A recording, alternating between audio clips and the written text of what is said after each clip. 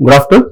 Today, another concept is description of real world using object model, classes, inheritance, multiple convolutions. So this is how the real world these are useful while developing of applications. So while we are developing of any application, any product, so these are the major aspects to developing of the project. The first one, go for the real-time world using object methods. For the first one, object model. Object model, I already discussed what is object. Object is a runtime entity. So here what we have discussed, the object model is represented entities or objects in the real world. Similarly, the example of this, it is having of some attributes as well as methods. Okay. Now the car, take the car is an object. So the object represented car can be have the properties like color, make, models, and behavior like starting, stopping, and acceleration. So these are the some behaviors. Okay. So what are the properties? And this is behavior. Behavior is nothing but it is some methods. Behavior is nothing but some methods. So starting method, stop method, and acceleration for the car purpose. So properties, coming to the properties, what we can consider it. Color, what is the color of the car? What is the made of the car? What is type of the model? So what type of model we should be discussed in this car. Coming to the person perspective, what are the properties we can consider it?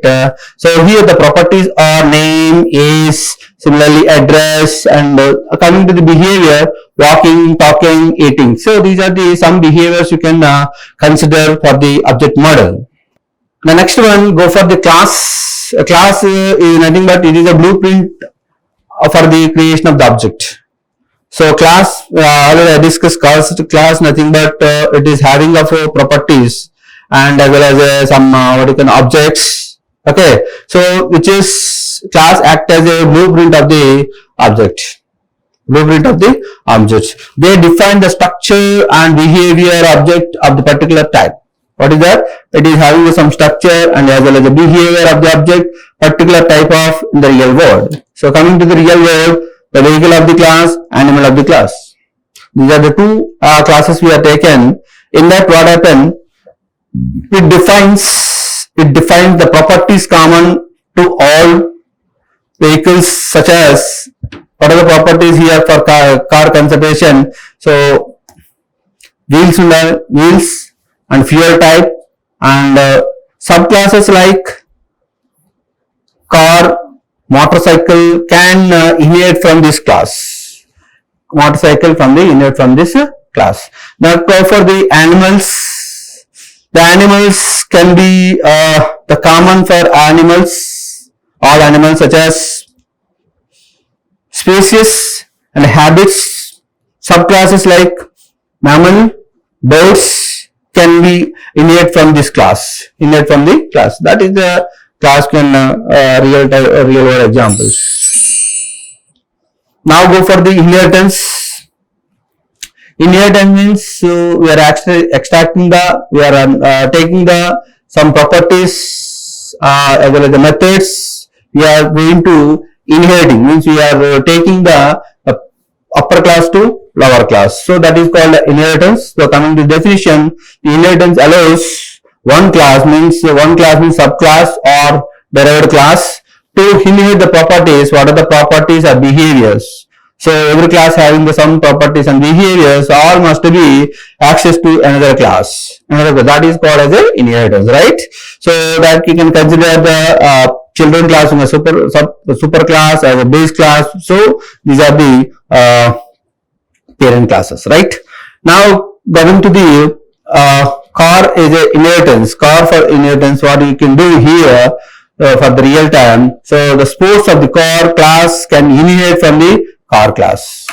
Sports class will be, so here car class which is the parent class, then can inherit the sports class. And properties like what are the properties you can take, make the and model, while adding unique behavior and for the turbocharging. like turbocharging. Allow take animal is another inheritance. So in that what we'll do, the line class can be inherit from the manual classes and inherit properties like species while adding behavior specific to the lines like hunting. So this is animal inheritance. Now go for the multiple configuration. It is in the real world objective often existing in the various configuration dependencies on the classes or states. Okay. Now, these configurations can represent two classes objects with different attributes and behaviors. So go for the examples and you can understand it. Now this the multiple configuration, there are computer configuration and food menu configurations. So here what happened, the computer class can have a multiple configurations. The computer have multiple configurations. What is the desktop configuration, laptop configurations, and each with different properties and behavior. So this is the real-time world using in this configurations. The computer configuration already you should be know that what is the what is the desktop computer, what is the laptop computer. You should be know everything, right? What is the configuration is nothing but what is the processor, what is the RAM, what is the ROM. What is the processor? So you should be considering all the perspectives. So that is called as a multiple configuration. Now go for food menu configuration. If you take food menu configuration, go for the restaurant menu. What you are going to check in that such a breakfast menu, dinner menu with unique items and prices. Unique items and these are the some configurations you should be checked while you are taking the food menu configurations. Right? The computer configuration will be taken as some desktops, laptops, and each with the distinct properties and behaviors. Right? Thank you. Now the description of next one, you go for the description of object-oriented analysis process versus structure analysis process. What is the object-oriented analysis and static analysis process? These are the next concepts we are going to discuss here. Object oriented, so through an object we are going to analyzing the model. So that is object oriented analysis. Structure analysis, we are taking different types of structure. Those are the static manner, all will be analyzing to make the project. So that is the structure analysis model. So object oriented, through an object you are making the model. So that is analysis of the objects, and structure model you can take the so static manner products. So you can take this. Okay. Now go for the object oriented analysis and structure analysis are two different approaches to analyzing in the software designing. The both aim to understand and model a system requirement and behavior, their distinct methodologies and principles. While you are taking any type of object model versus software model, you should be make what is the requirement, what is the software requirement, what is the behaviors you should be considered, then you can make the models, right? Now the focus on objective model. Now go for the object oriented analysis process. What are the steps we are going to take in this? The focus on object models. So what we will do here, object-oriented analysis revolves around the concepts designing which represents real-world entities like their interaction in the systems, object encapsulations, both data and attribute behavioral methods. So while you are using of this object model, what happened? The object data and attributes. What is the data and attribute, methods and attributes will be hidden. So by using of some access specifiers like public, private, protect. So these are the things you can use it, and you can use it to hiding the data and encapsulation of the data. Then go for the abstraction. Abstraction is the process of hiding the internal details of an application from the outer world. The abstraction is describes things in a simple term. It is created boundary between the application and the client program. Application and client program. So some hidden information by using of abstraction. So the simple encapsulation object model. Encapsulation is nothing but hiding of the data. So in the encapsulation their behavior, and we have the encapsulation mainly the integrating of the data and allows for data hiding. So hiding is some security purpose you should be using encapsulations. Now go for this the Limple encapsulation. This is a capsule. The capsule made of methods as well as the variables. Okay, so these are the data we can take as. Then we form the tablet. We form the tablet. So some methodology means what are the components, what are the raw materials we are taken, and we combine it and we form the some product. So that is one of the method you should. What are the methodologies we are used, and you can keep in one box. So that is called as. So what is internal parts? What are the raw materials? What is the principle you used in our what you can call tablet? So that is you don't know. So that is called as encapsulations. That is hidden of the information. That is hidden of the information. So for that, what we'll do here: class, data members, method, behavior. So this is a simple example. Now inheritance means already I discussed what is inheritance means. Extracting the properties, we can access the properties from higher class to lower class. That is inheritance. So next one, polymorphism. Polymorphism is one of the poly means many forms. Poly and many, and what is that? Morphism means forms. Means the same name can instance of variables are different, so that is called as polymorphism. So for that, example of the polymorphism is operator overloading, method of overloading, and overriding. So these are the concepts under this polymorphism. You can use it. Now go for the object oriented analysis process. You can use UML. So you can use UML diagram also supported for the object oriented analysis. So it is actually already I told that object is a runtime entity, so that automatically you can say that it is a dynamic model. Dynamically you can changing the elements. Okay, so that is the object will focus on modeling a dynamic aspects of the system, including interaction between the objects, flow of control, and sequence of events. So coming to this state chart diagram is one of the example. So here what happened?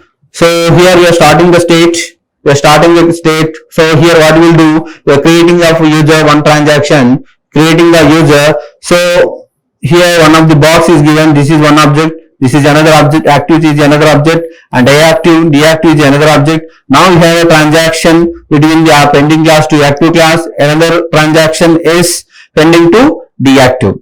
Okay, and between active and deactive, this is vice versa. Active user and as well as the deactive the user. For this communication will done. Finally deleting the user. This is end of the element. So it is the starting of the point, and this is ending of the point of the state chart. And these are the several states. These are the several states. You can all the states contains some objects. All the states must be contain some objects here. So first one, the creating the users. If it is pending or caught. So if it is approved, pending is approved, then go for the creating the user, then it is active mode. And coming to the if you want to deactive, then you can deactive it. So you can flow from active to deactive. And if it is reject the user, then active the user, and deactive active user go for, and again go for the active, and again. So this is the process. So active or deactive. So everything, each and every component, how it, every object, how it will be run. So finally, how we are going to deleting the user. So after completion of this, all the activities should be free the objectives also. So that is deleting the users. So this is one of the state chart diagram for the object oriented. Means can easy to understand. Now going to the advantages of the object oriented analysis. The first one is reusability. The code, because we are using of so many methodologies, so method is one of the principle. So reusability of the code. So same methodology you can use many work and classes. So that is a main advantage of this. So and improve the quality and consistency of the software. Next one, scalability. So scalability is scaling how much code you are going to use, you can suitable it. So that is Scalability means multiple methodologies you are used it, so automatically whatever, so large program also you are compressing into single, so that is called here making is better suitable for large complex systems, because we are dividing it, the large complexity of the program will be classified into several modules, so we can all modules will be integrating it, so it is very easy to integrating of the different types of modules. Next one, object orientation. So object orientation is including of what that here the basic encapsulation, inheritance and polymorphism. These are the major things are used in this object oriented. Is encapsulation already I explained. Encapsulation nothing but hiding of information, as well as polymorphism means same method can be used in many different ways and functionalities, and inheritance means superclass to subclass. So that is inheriting the sub-properties of the parent to child. And go for the better modeling and complex relations. So these are the very much suitable for projects, very easy and flexible manner to implement, run very smoothly. So that is the better modeling and complex of the relationships. Next relationship here, what is that? One to one, one to many, many to one. So these are the combinations of the relations of the generalization, realizations. So these are the some relations are there. Now go for step learning covers. So here the disadvantage of this is more difficult to understand and implementation of structure analysis, especially those who are not familiar with object orientation programs. So what happened here, the object orientation I already explained. So if you are not good in object, how objects will be called, what are the objects you are used, how are the objects are communicating. So if you are not having the knowledge about the objects, so you can't use the object in a smooth manner. So that is one of the difficulty step learning of the curve. Next one, it is a bottom-up approach. So in the bottom-up, difficult to understand the high-level functionality. Here, what happened? It is more difficult to understanding high functionalities and process involves in the software system and break them into a smaller system, more manageable component. That is the bottom-up approach. So what happened? This is a big project. We are taking the big project. That project will be classified into different modules, and all modules will be integrating it. So this is called as a bottom-up approach. So bottom to top. Bottom-up approach is bottom to top. The large program will be classified into several sub-modules. Sub-modules will be into then other sub-modules. So that is then implementing the bottom-up approach. And emphasis on object. The emphasis on object means making it more difficult understanding of relations between the data and process. So that is the strong emphasis of this. So these are the disadvantage of that. Now go for the structuring analysis. Another structure analysis. What happened here? The structure analysis is focused on a static manners, static kind of approaches. If you are using, then you can go for the structuring analysis. So it is a difficult processing and data flow, data storage and external entities. So this is the focus on it. All are static. And here you can use DFAs, DFA1 data, flow diagrams, you can use it. So source to destination, and again you are going to source to destination. In between also you can DF1 should be classified into, you are not understanding that DFAs, then go for the DFA1, and this is a way of internally you can detailing it. So you can use structure. These are basically used for the static modeling approach. Decomposition. So decomposition means we are using of some methods. You are using some methods. All will be, it is a top-down approach. Okay, it is top-down approach, decomposing system into smaller, manageable sub-processes. Here also the decomposing the system into smaller units, right? And each sub-process is a further decomposing into further functionality as well defined. All are will be well defined and easy to understand. And the data dictionaries. So we are using of data dictionaries here, and describe the data elements and their attributes, and they help to ensure the consistency of the data handlings. Next one, go for the structuring. Of English. So it is used pseudocode to describe logic algorithms, and so the structuring English is like COBOL. COBOL is mainly English oriented business oriented application, business oriented software. So in that only you can use English kind of things, you can use it to develop the business applications. Now go for no objects or concepts here. So here, so no need to creating the class and attributes, and no need that. So here what happened, directly you can use the functionalities. So directly you can use it, reusability. So that's the no object orientation is not required. Next, focus on control flow. But here what we are trying to do is the focus on the control, how it will be flow from the starting to ending. You should be observed in the structuring analysis. So now go for the structuring analysis.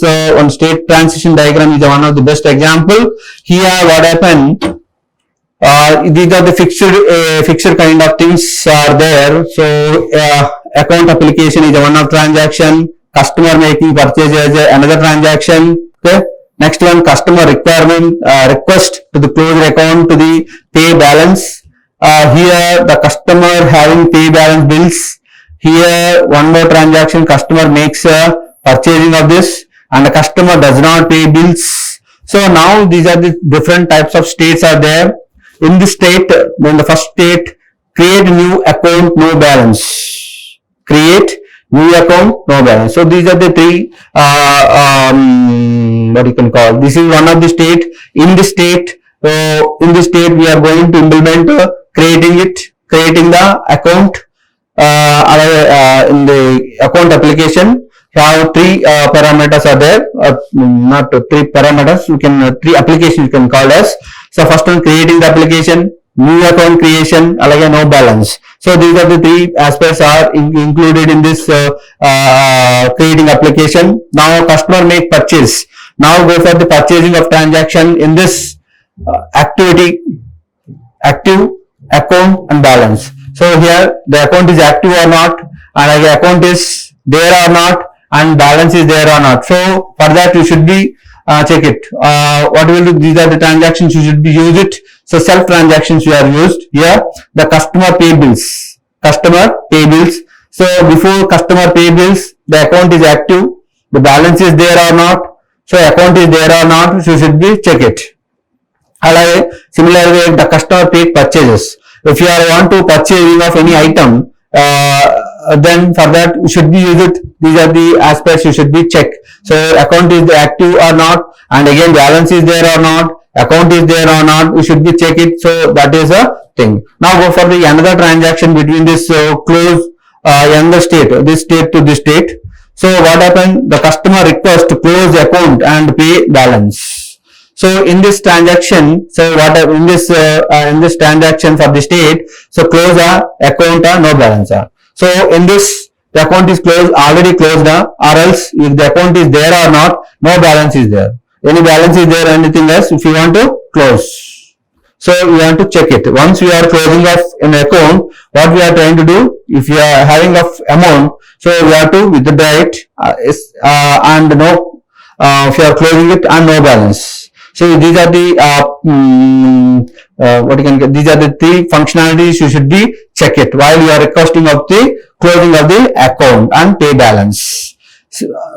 And similarly, now go for this what is that bad department account and balance. So here the transaction from this state to this state, or when customer does not pay bills, So in this what happened? Bad department. It is a bad department, account and balance. So here what happened? So if you want to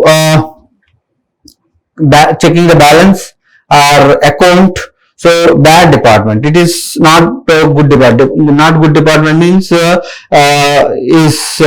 transactions are not good and somebody has hacking of that. So such type of methods you are used here, the bad department in that. So that is the structure analysis example. Now go for the comparison of these The advantages of the structuring analysis is the first one, clear and straightforward. First point is clear and straightforward and top-down approach, and emphasis in the details, and well suitable for small and to media minimize the systems.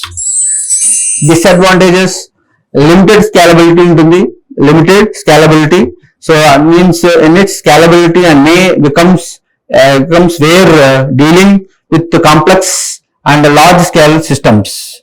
Lack of object orientation. Here what happened? Lack of object orientation also there. So that is the disadvantage. Orientation means the knowledge is not that much of level. So that is object orientation. Next one, limited ability to model complex relationships. So if you are making of large projects, so it is not suitable because of the combinations from one function to another function, some kind of disturbance to communicating between the one functionality to another functionalities. So that is the main drawback of this the structuring analysis. Okay, the structure analysis has ability to model complex relation between the objects, make it is less suitable for modeling of large complex systems. That is explained. So now go for the discussion of the what is the difference between the structuring analysis and the object oriented analysis. Then you can use it to understand this the comparison of these two. The structuring analysis, mainly I explained that the main focus on the process and processes of the system, and similarly this is object oriented analysis. It is mainly focused on data structure and real world entity that has imported. So that is the main advantage of this object orientation. Now go for here, it is uses because static model you can use simple kind of projects if you are doing, so you can use this SDLC. Okay, so planning, analysis, description, implementation, supporting information system, all will be for different purposes we can use it. So for here the increment, iteration methodologies, and refinement exceeds our designing in the object oriented, right? And go for it is suitable for well defined projects and stable for user requirement. It is stable, so it is because large projects with changing user requirements. Based on user requirements we can changing at runtime. Now another difference is the structure requirement includes DFDs, data flow diagrams, similarly ER diagrams, CFD, control flow diagrams. These are the tables, trees, static transition diagrams. These are used in the structuring analysis. In the coming to the object oriented analysis, these are the major classes, class relationships they are used, and here mapping also you can use here. Here the state chart diagram we can use it, and deployment diagram also we can use. In this, it is a structuring analysis is a old and it is not preferably used. It is old, it is not preferably used because that's why you are introducing of object oriented analysis. It is a new and mostly preferable one. Thank you. Like, share and subscribe. Hit the bell icon for more updates.